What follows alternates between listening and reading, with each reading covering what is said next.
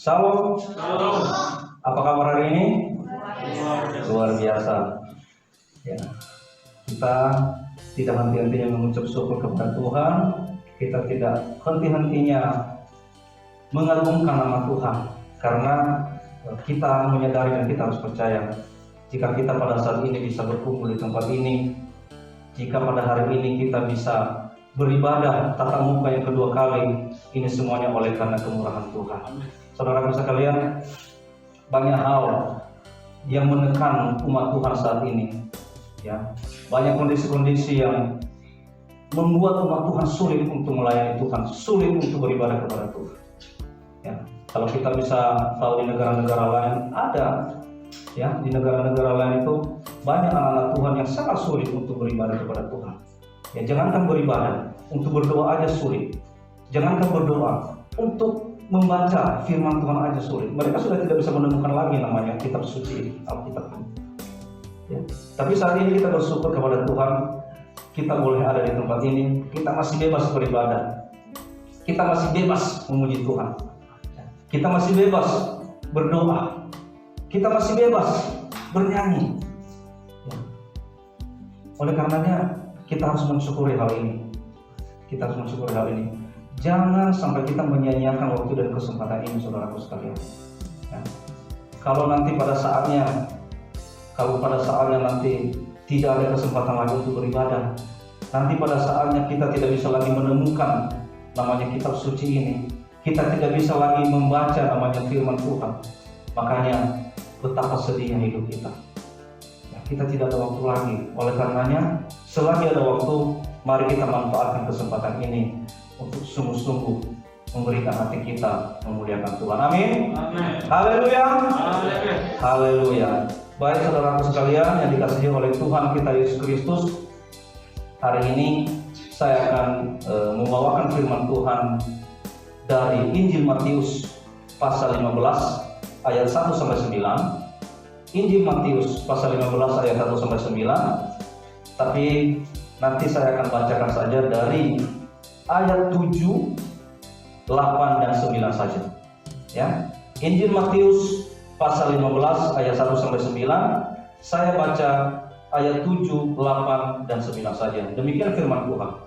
Hai orang-orang munafik, benarlah nubuat Yesaya tentang kamu. Bangsa ini memuliakan aku dengan bibirnya, padahal hatinya jauh daripada aku. 9. Percuma mereka beribadah kepadaku, sedangkan ajaran yang mereka ajarkan ialah perintah manusia. Saya berikan tema khotbah saya hari ini adalah orang munafik.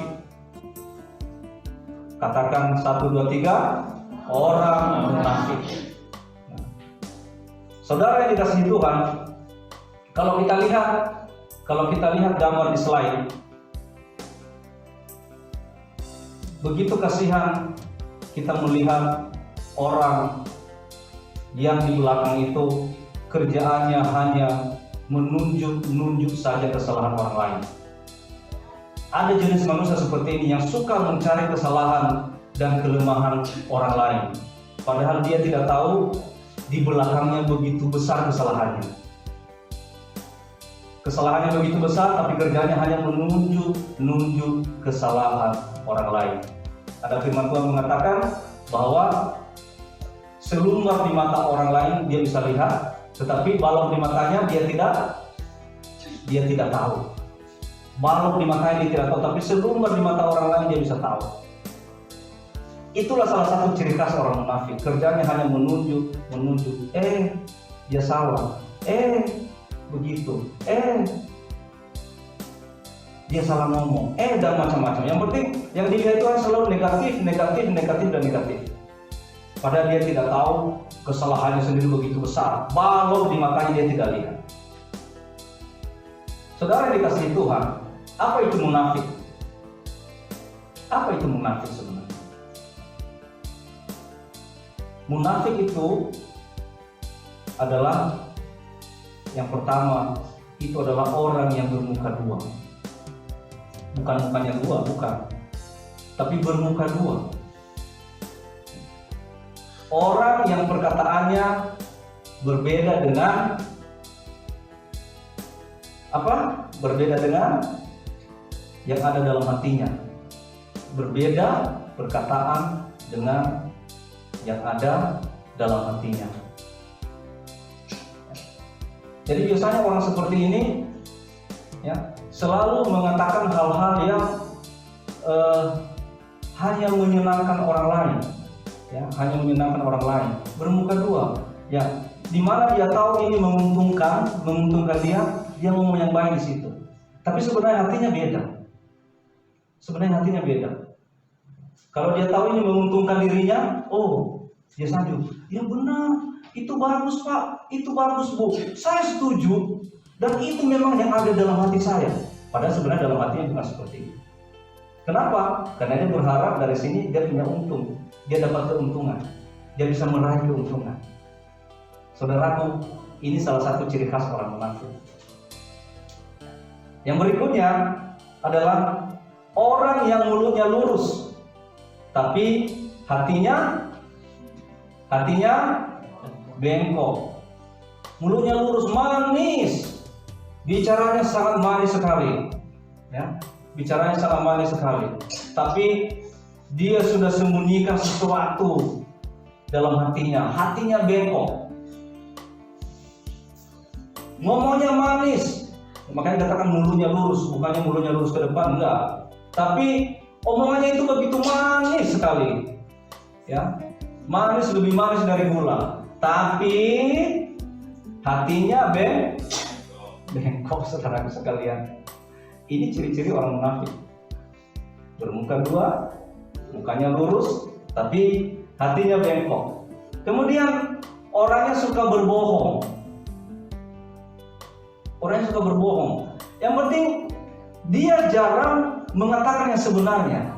Apalagi kalau dia mengatakan yang sebenarnya, itu merugikan dia. Enggak, jangan harap dia mengatakan yang sebenarnya. Ya. Tapi dia berani berbohong, yang penting itu menguntungkan dia. Ini ciri khas orang munafik. Biasanya saya banyak menemukan ini di birokrasi pemerintah juga, saya banyak menemukan ini. Ketika temu pimpinan, bagaimana data penyakit demam berdarah bulan ini, bagaimana? Oh, bagus Pak, kita sudah layani semua Pak, dan kita sudah tangani dengan baik. Dan di masyarakat di bawah kita sudah berikan sosialisasi, dan mereka semua Pak senang sekali dengan pelayanan kita. Padahal dia duduk di kantor, ya, semua data dimanipulasi. Tujuannya apa? Karena kalau dia bisa memberikan jawaban atau informasi yang baik atau yang lurus, yang mulus kepada pimpinan, kemungkinan dia berharap apa? Jabatannya bisa naik, ya. Dia bisa diberikan prestasi yang terpuji dan sebagainya. Padahal sebenarnya yang aslinya dia berbohong. Padahal sebenarnya dia tidak pernah kerja, turun ke lapangan aja pun enggak. Nah, suka berbohong. Saya mau katakan ini ciri khas orang munafik. Dan apalagi berpura-pura percaya atau setia kepada agama. Ya, berpura-pura percaya atau setia kepada agama. Berpura-pura percaya. Oh iya, saya beribadah di tempat ini sungguh menyejukkan hati saya. Kalau saya tidak beribadah di sini, saya merasa ada sesuatu yang hilang dalam diri saya. Padahal sebenarnya, kalau saya nggak ibadah di situ nggak enak, nanti saya nggak dilihat, ditanya terus. Daripada udahlah, yang penting saya kelihatan lah. Berpura-pura percaya. Oh, pengajaran di gereja itu bagus sekali, luar biasa. Disitulah bisa terbuka mata rohani saya. Padahal di luar dia mengatakan apa? Nanti kalau saya nggak ke situ ditanya lagi. Kalau saya nggak beribadah ke situ, ditelepon lagi, di WA lagi dan sebagainya. Berpura-pura percaya, ya, dan setia kepada agama, tetapi sebenarnya di hatinya tidak. Selalu mengatakan sesuatu yang tidak sesuai dengan perbuatannya. Saudaraku sekalian, orang munafik itu ketika dia mengatakan iya, padahal hatinya mengatakan tidak. Kalau mulutnya mengatakan tidak, padahal hatinya iya. Itu orang munafik. Jadi tidak pernah sesuai perkataan dengan perbuatannya. saudaraku sekalian, hypothesis adalah asal kata dari munafik. Artinya orang yang sedang bersandiwara. Orang yang sedang bersandiwara, tindakan yang dia lakukan itu hanyalah sebuah kepura-puraan. Jadi saudaraku sekalian, sangat disayangkan kalau kita masih memiliki sifat seperti ini. Semua hanya dengan kepura-puraan, Kita lakukan semuanya hanya untuk menyenangkan hati manusia, hanya menyenangkan hati sesama, kemudian hanya untuk meraih suatu keuntungan misalnya, atau hanya untuk mendapatkan sesuatu yang kepentingan pribadi kita, sehingga kita berani berpura-pura untuk melakukan segala sesuatu, padahal segala sesuatunya itu hanya berpura-pura. Firman Tuhan mengatakan, saudaraku, kemunafikan itu adalah sifat yang sangat dibenci oleh Allah. Jadi saya nggak tahu siapa di antara kita, mungkin juga saya, yang masih memiliki sifat kemunafikan ini, yang masih selalu dengan kepura-puraan. Tapi ingat ya, firman Tuhan mengatakan, ya, kemunafikan adalah sifat yang sangat dibenci oleh Tuhan. Yang tahu ini kita munafik atau tidaklah hanya kita dan Tuhan. Karena satupun orang lain tidak ada yang tahu hati orang lain. Yang tahu hati saya siapa? Istri saya aja nggak tahu hati saya seperti apa sekarang. Yang tahu hati saya siapa? Hanya saya dan Tuhan. Oleh karenanya, saya tidak bisa mengatakan Anda ini munafik. Saya tidak bisa mengatakan Anda ini orangnya tulus. Yang tahu itu hanya saudara dan hanya Tuhan. Tapi ingat, firman Tuhan mengatakan kemunafikan itu salah satu sifat yang sangat dibenci oleh Tuhan. Dari ayat yang baru saja kita baca, dari Injil Matius pasal 15 ayat 1-9 tadi, siapa saja orang munafik di sini? Siapa saja orang munafik menurut ayat yang baru saja kita baca, menurut Alkitab? Kalau kita baca di ayat pertama sampai kedua, orang munafik yang dimaksud adalah orang yang senang mengkritik orang lain. Nah, orang yang kerjanya hanya suka mengkritik, mengkritik orang lain. Ya. Dia tidak pernah melihat sisi positif orang lain. Ketika dia melihat orang lain, yang dilihat hanya selalu sisi negatifnya saja. Sehingga apapun yang diperbuat orang lain selalu negatif di matanya. Apapun yang diperbuat oleh orang lain selalu jelek di matanya. Sehingga dia selalu mengkritik. Tuhan menegur orang Farisi karena suka menghakimi dan mengkritik orang lain. Tuhan menegur orang Farisi karena orang Farisi itu dia kerjanya itu hanya suka menghakimi orang lain, hanya suka mengkritik orang lain. Kenapa? Karena dia merasa dirinya pintar. Orang Farisi itu orang pintar, saudara.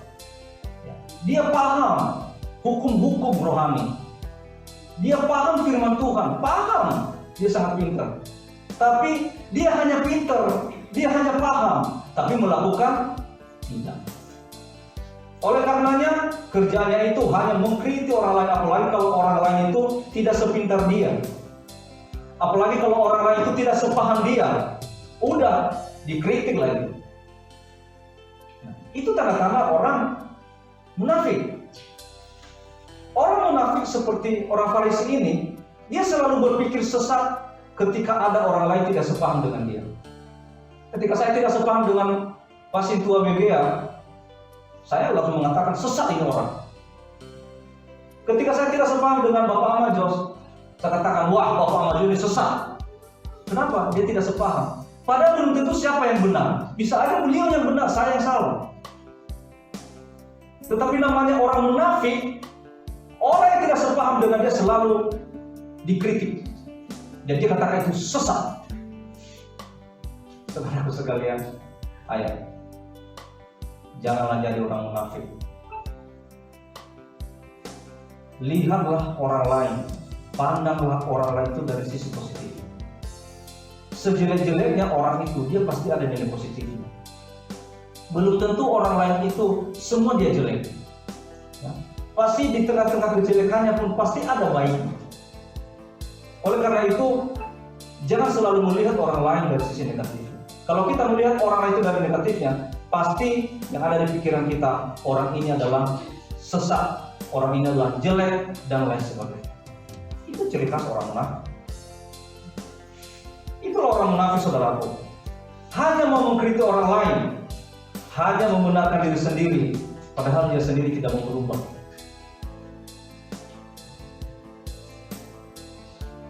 Mukjizat terbesar itu adalah perubahan. Ketika ada sesuatu yang berubah ya, dalam diri kita, misalnya orang ini tadinya dari tidak taat menjadi taat, itu adalah mukjizat terbesar. Bukan air menjadi darah, bukan itu mukjizat terbesar. Tapi mukjizat terbesar adalah keubahan. Itulah mukjizat terbesar, saudara sekalian.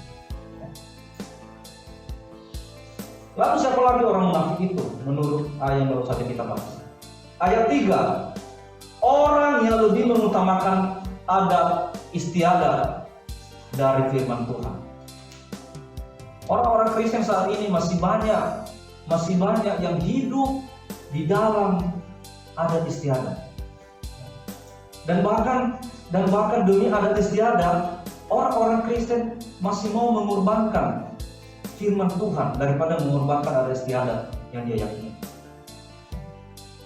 Adat istiadat yang suka memanggil roh-roh orang mati masih ada juga di tengah-tengah orang Kristen. Roh-roh kuburan, apalagi, dan roh-roh lainnya yang tidak berasal daripada Tuhan. Masih banyak kan? Kalau kita lihat orang-orang Kristen juga yang masih berdoa di kuburan-kuburan, minta berkat. Ayo, mintalah, berdoalah di kuburan kakekmu itu. Minta kamu diberkati. Kamu mau kemana? Mau merantau kan? Iya, ke kuburan kakekmu dulu. Berdoa di sana, minta berkat dari kakekmu. Loh. Berkat itu bukan dari kuburan lagi, bukan dari kuburan kakek, bukan dari kuburan bapak, bukan. Berkat itu dari mana? Dari Tuhan. Kalau engkau mau kemana minta berkat itu minta sama Tuhan, bukan minta di kuburan. Tapi saat ini orang-orang Kristen itu masih banyak yang hidup di bawah ya, adat istiadat yang masih diyakini. Dan bisa-bisanya dia bisa mengalahkan firman Tuhan, ya, mengorbankan firman Tuhan daripada mengorbankan adat istiadat. Dan untuk diketahui saudaraku, adat istiadat itu hanya untuk mengatur hubungan manusia dengan manusia. Adat istiadat itu tidak pernah mengatur hubungan manusia dengan Tuhan. Enggak. Hanya hubungan manusia dengan manusia. Makanya kan coba lihat adat kita di Sumatera itu kan banyak sekali adat istiadat yang merajabkan orang. Nanti kalau kita nanti tidak menyembah ini, kita tidak menyembah nanti tanah nama, tanah Sibayang, aduh, habis dari ada anak. Tolak-tolak benar kita Fangilifi, macam-macam dan sebagainya. Padahal sebenarnya itu kan manusia. Itu manusia. Saya mau katakan sumber berkat yang seutuhnya itu hanya ada dari Tuhan. Jangan sampai engkau mengorbankan firman Tuhan. Jangan sampai engkau mengorbankan Tuhan hanya karena ada istiadat. Ada lagi contoh-contoh ada istiadat ya. Contoh ada istiadat yang keliru. Saya nggak tahu nih, mungkin kalau di Nia sih nggak. Misalnya kayak rumah itu tidak boleh ada di posisinya, tidak boleh ada di tusuk sate. Tahu nggak tusuk sate? Bukan tusuk sate ayam, bukan. Nah, tusuk sate itu misalnya dia di pertigaan nih, pertigaan, lalu ada rumahnya di situ. Ini nggak boleh rumah di sini. Kenapa? Ini sial dan sebagainya. Itu juga kebiasaan-kebiasaan. Itu juga kebiasaan-kebiasaan dan istiadat yang masih diyakini orang-orang anak-anak Tuhan sampai sekarang. Bukan anak-anak Tuhan, tapi ada anak-anak Tuhan yang masih meyakini itu. Saya mengatakan saudara-saudara sekalian, jangan mengalahkan firman Tuhan dengan adat istiadat. Ya, utamakanlah firman Tuhan. Karena firman itu adalah Allah sendiri. Kalau engkau mengutamakan Tuhan, ya, kalau engkau mengutamakan Allah sang pencipta, maka segala sesuatunya itu adalah di bawah kekuasaan Allah. Ya, di bawah kekuasaan Allah. Tapi kita bisa melakukan itu semuanya dengan iman, saudara. Kita harus punya iman yang kuat. Ya, iman yang kuat itu harus bisa mengalahkan segalanya, termasuk bisa mengalahkan istiadat, bisa mengalahkan kebiasaan-kebiasaan manusia kita, kebiasaan-kebiasaan duniawi kita, harus bisa dikalahkan oleh iman kita kepada Tuhan. Siapa lagi orang munafik menurut Alkitab? Ayat ke-8. Orang yang bibirnya memuliakan Allah, tapi hatinya jauh dari Allah. Orang yang bibirnya memuliakan Allah, tapi hatinya jauh dari Allah. Ini hati-hati, saudaraku. Ini khususnya saya mau sampaikan ini kepada para pelayan Tuhan. Ya, para pelayan Tuhan yang berdiri di altar ini. Saudara di sini kan bertindak sebagai worship leader, ya, bertindak sebagai singers, ya, bertindak sebagai pemain musik. Bibirnya memuliakan Allah, tapi hatinya jauh dari Tuhan. Itu adalah sama dengan orang munafik. Saya berharap dan saya berdoa setiap saudara yang berdiri di depan ini adalah orang-orang yang benar, bibirnya memuliakan Allah dan hatinya juga memuliakan Allah. Amin. Amin. Kalau saudara di sini berdiri di depan ini dan begitu sukacitanya memuliakan Allah, tapi hati saudara jauh daripada Tuhan, firman Tuhan katakan itu adalah sama dengan orang munafik. Dan dikatakan tadi, orang munafik itu adalah sangat dibenci oleh Tuhan. Sia-sia pelayanan saudara. Kalau saudara hanya berdiri di depan ini, hanya memuji Tuhan dengan bibir, tapi hatinya jauh dari Tuhan, maka Tuhan katakan itu sangat dibenci oleh Tuhan. Sia-sia pelayanan saudara. Oleh karenanya, saya mau sampaikan kepada saudara-saudara yang melayani Tuhan, sebelum saudara berdiri di depan ini, sebelum saudara melayani Tuhan, bernyanyi atau sebagai worship leader, merendahkan diri dulu di hadapan Tuhan, di rumahnya atau di sini, merendahkan diri dulu, sehingga pelayananmu itu benar-benar berbau harum di hadapan Tuhan. Haleluya, haleluya, haleluya. Ya. Tuhan melihat hati saudara. Tuhan melihat hati, bukan manisnya bibir dan kata-katamu. Tuhan, Engkau maha agung, Engkau maha mulia Tuhan, sungguh indah wajahmu. Kata-katanya sungguh manis, tapi yang dipikirin, lama banget ini selesai ibadah, saya mau kerja lagi, lama banget ini selesai ibadah, ini bisnis saya lagi dipegang sama orang nih. Tapi begitu indah namamu Tuhan.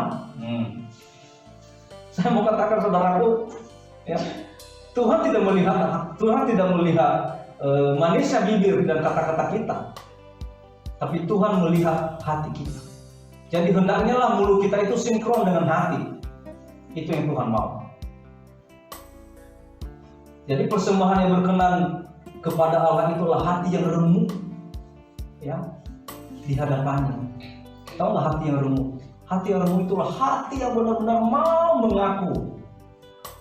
mengaku segala kelemahan kita, mau mengaku segala dosa kita. Itu namanya hati yang remuk. Itulah yang berkenan di hadapan Tuhan. Allah menghendaki kita untuk hidup dalam kekudusan.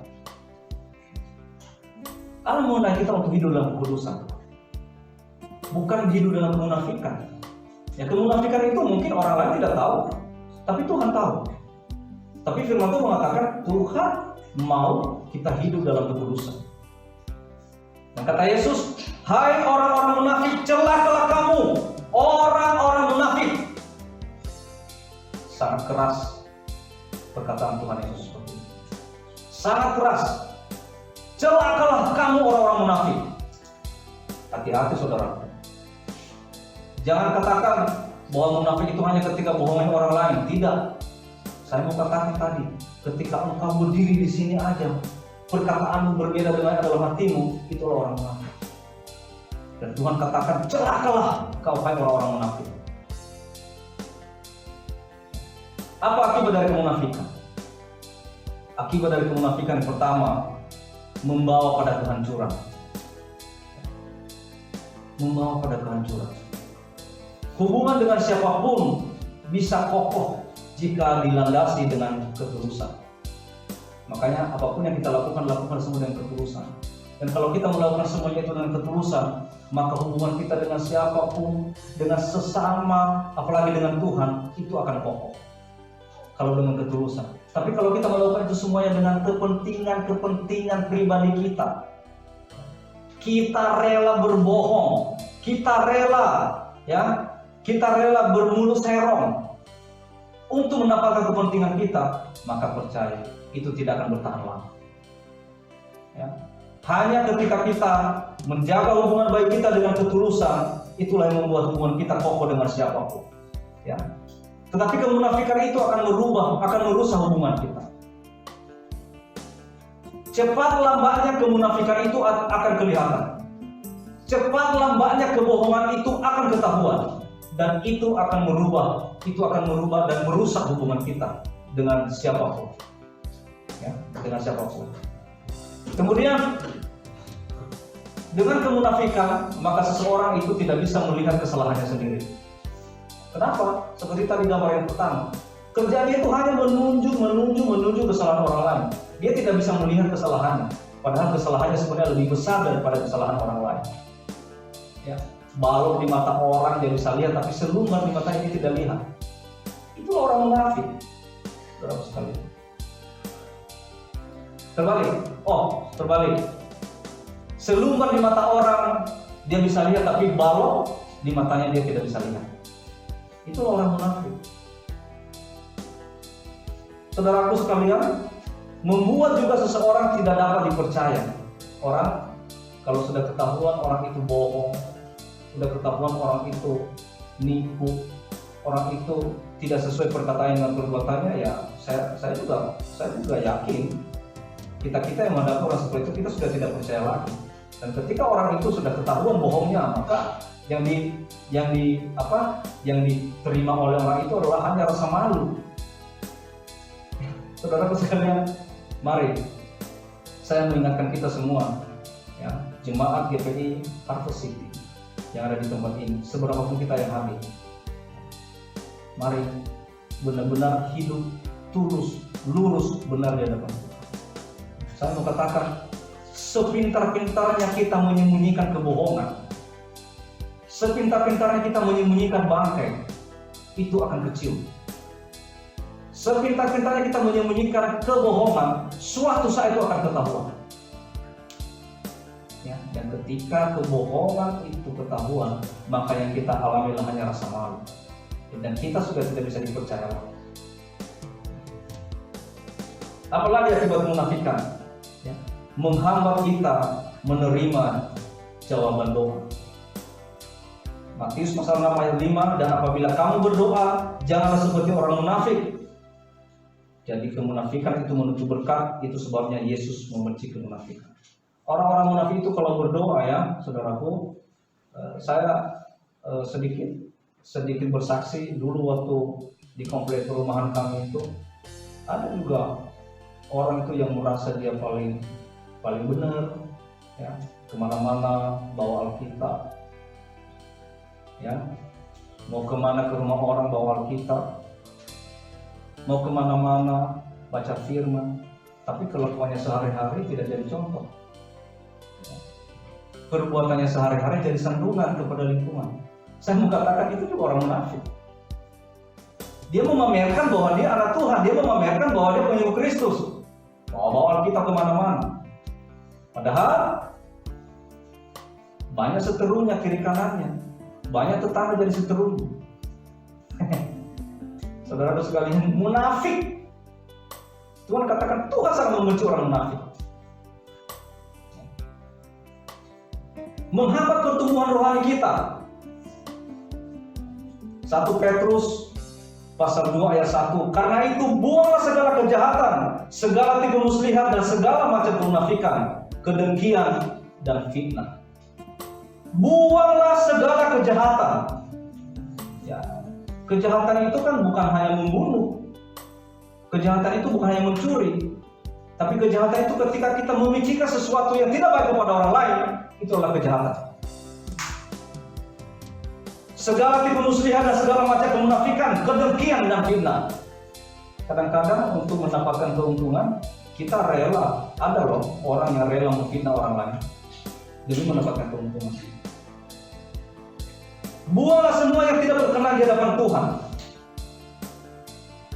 Apa semuanya yang tidak berkenan di hadapan Tuhan?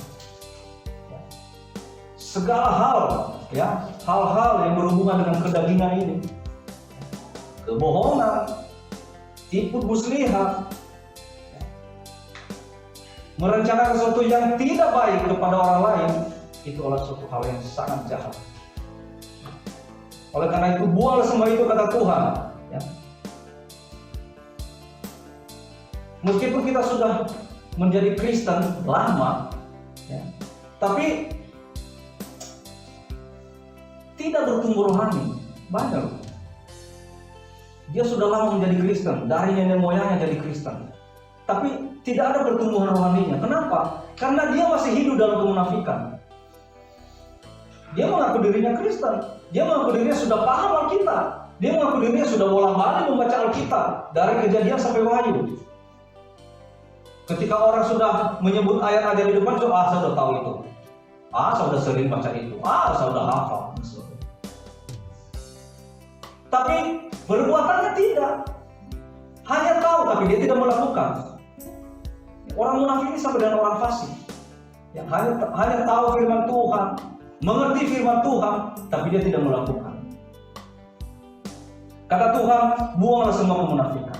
Sekarang pertanyaannya, saudaraku, ada nggak orang Kristen yang masih hidup dalam kemunafikan? Saya tanya sekali lagi, saya percaya di sini orang jujur semua. Ada nggak orang Kristen yang masih hidup dalam kemunafikan? Banyak? Masih banyak. Banyak sekali orang Kristen masih hidup dalam kemunafikan. Apa contoh kemunafikan di dalam gereja? Apa contoh kemunafikan orang-orang Kristen? Misalnya di gereja dalam pelayanan dia kelihatan seperti orang suci. Ya, kita nggak tahu juga ada di antara kita di sini. Kita di sini kelihatan seperti orang suci, mendengar firman Tuhan, bernyanyi, angkat tangan, ya, berdoa menyembah Tuhan. Tapi sepulang dari sini, bisa aja sikap, ucapan kita, ya, tindakan kita berubah drastis. Yang tadinya di sini kita ramah, sampai di luar lebih galak dari macan. Motor kita disenggol aja, langsung keluar kata-kata hafalan ya dari mulutnya, tanpa bisa difilter lagi. Baru disenggol aja motor, emangnya nggak tahu ini siapa. Ya, ini sudah sering makan udel nih. Udah beda sikapnya, udah beda tindakannya. Pernah di sini. Salam, apa kabar? Baik, puji Tuhan, semua karena sukacita. Haleluya. Sampai di luar, baru aja kakinya tersandung. Pulang aja di batu ini, kenapa lagi ada batu di sini? Kok nyalahin batu? Sikap, ucapan, tindakan sudah tidak sesuai lagi ketika dia ada di dalam gereja. Lah, itu saudara orang Kristen yang masih hidup dalam kemunafikan. Di rumah, ya, mungkin ketika di rumah kita punya pembantu atau kita punya saudara di rumah, ya, kita memperlakukan mereka tidak manusiawi misalnya. Mungkin kita punya pembantu, kita tidak memperlakukan lagi pembantu kita tidak manusiawi. Omongan kita pun, bicara kita nggak ada bagus-bagusnya, kasar, dan selalu merendahkan mereka. Nah, itu sama aja orang munafik. Terus buat apa saudara di gereja kayak orang suci, kayak malaikat di gereja, kayak orang benar, padahal di luar tidak sama. Di luar sama-sama menjadi sandungan bagi orang lain. Atau mungkin datang di tempat pekerjaan, ya, mungkin di tempat pekerjaan kita sebagai bos atau sebagai atasan, kita bisa memperlakukan karyawan kita, staf kita semena-mena, dan tidak terlihat bahwa kita itu adalah orang beriman. Saudaraku sekalian, ya, apa anggapan dunia terhadap kemunafikan? Orang dunia mengatakan begini, kemunafikan itu kan dibutuhkan agar dapat survive dalam pergaulan maupun karir. Kalau kita terlalu lurus-lurus aja ya kita tidak ada keuntungan dong. Kalau kita kita tidak berbelok-belok sedikit, ya kita nggak ada untungnya. Ya. Kalau mau dapat untung gede ya harus sedikit belok lah. Itu kata orang dunia. Kamu itu nggak boleh loh begitu kalau di tempat kerjaan. Nggak boleh loh nyogok orang lain. Nggak boleh loh nyogok pimpinan supaya kamu naik jabatan. Ya kalau nggak udah sama ya. Kalau nggak begitu mana bisa naik jabatan gue. Ayo. Itulah kata orang dunia. Dia mengatakan kemunafikan itu dibutuhkan supaya kita lebih survive. Supaya kita masih bisa bertahan dalam kehidupan kita, supaya kita masih bisa bertahan di dalam berkompetisi dengan orang lain. Dan kita perlulah sedikit-sedikit munafik. Kita lah perlu berbohong, itu tidak masalah kita. Biarlah karirnya naik, kalau enggak, karir saya mati kalau nggak berbohong. Dan apa kata Yesus mengenai kemunafikan? Tadi saya sudah katakan ya, bahasa yang cukup keras, celakalah kamu yang munafik. Sekali lagi, celakalah kamu yang munafik. Perhatikan firman Tuhan ini, saudara. Pulang dari sini renungkan firman Tuhan ini. Karena kita ini tidak luput daripada kesalahan, tidak luput daripada dosa, tidak luput daripada pelanggaran. Oleh karena itu hati-hati.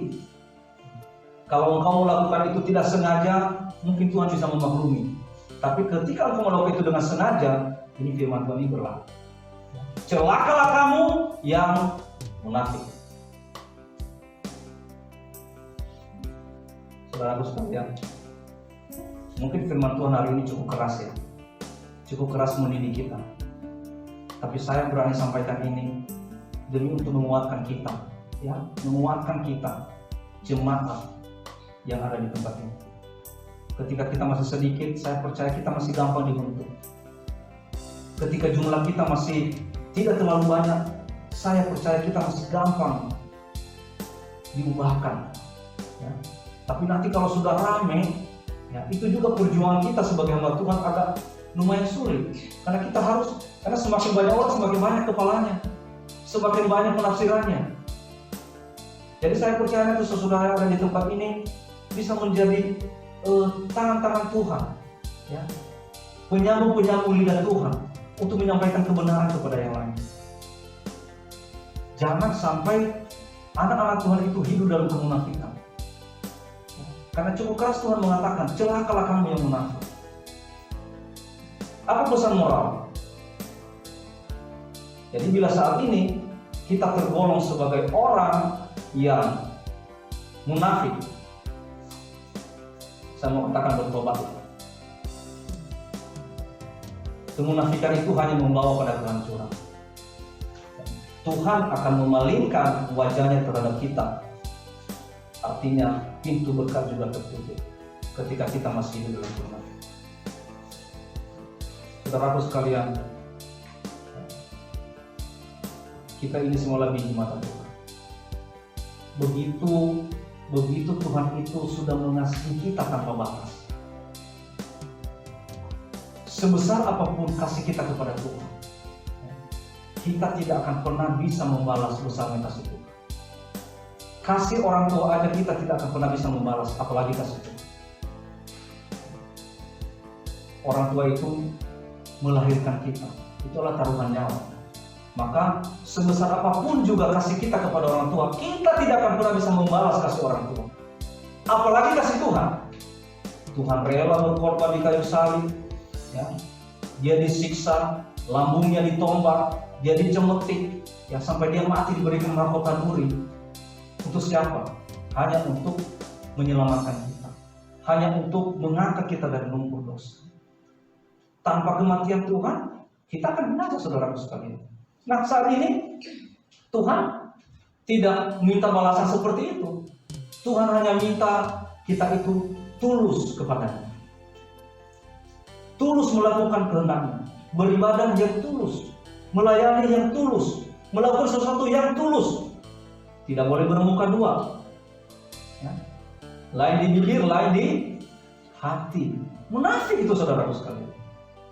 Nah, oleh karenanya saya percaya dengan firman Tuhan yang sangat sederhana ini, saya percaya kita semua boleh diubahkan. Firman Tuhan itu telah mendidik kita, telah mengajar kita, membongkar segala kelemahan-kelemahan kita. Kalau selama ini kita telah melakukan hal-hal yang menyakitkan hati Tuhan, yang tidak sesuai perkataan kita dan perbuatan kita, bertobat. Jangan jadi Kristen tomat. Tengah Kristen tomat. Senin, Selasa, Rabu, Kamis, Jumat, Sabtu tobat. Hari Minggu tobat. Senin, Selasa, Rabu, Kamis, Jumat, Sabtu kumat. Nah, mungkin hari ini kita sudah tobat nih. Pertahankan minimal besok lah. Hari Senin. Tahan sampai hari Selasa. Tahan sampai hari Rabu. Kalau bisa sampai hari Sabtu tahan. Tobat. Sampai hari Minggu ketemu lagi di sini. Jadi kita benar-benar menjadi manusia yang sudah bertobat. Jangan jadi manusia tomat. Ya. Saudaraku, saya percaya hidup kita, kalau kita benar-benar pasrah kepada Tuhan, kalau kita benar-benar mempercayakan hidup kita kepada Tuhan, dan benar-benar meyakini keselamatan hanya dalam Yesus, maka saya juga percaya kita akan melakukan kehendak Tuhan dengan ikhlas. Kita akan melakukan firman Tuhan dengan ikhlas. Kita tidak bermain judi dengan Tuhan. Kalau bermain judi dengan Tuhan, saya mau ibadah nih, saya mau ibadah biar usaha saya diberkati. Nah, itu namanya bermain judi dengan Tuhan. Saya mau ibadah, saya mau berdoa supaya supaya utang-utang saya terlunaskan. Itu namanya juga bermain judi dengan Tuhan. Terlalu kecil, saudaraku. Kalau tujuan kita beribadah, kalau tujuan kita berdoa hanya untuk tujuan-tujuan jasmani, terlalu kecil. Padahal Tuhan sudah menyediakan yang terbesar bagi kita, yaitu apa? Keselamatan yang kekal. Amin. Tuhan Yesus memberkati.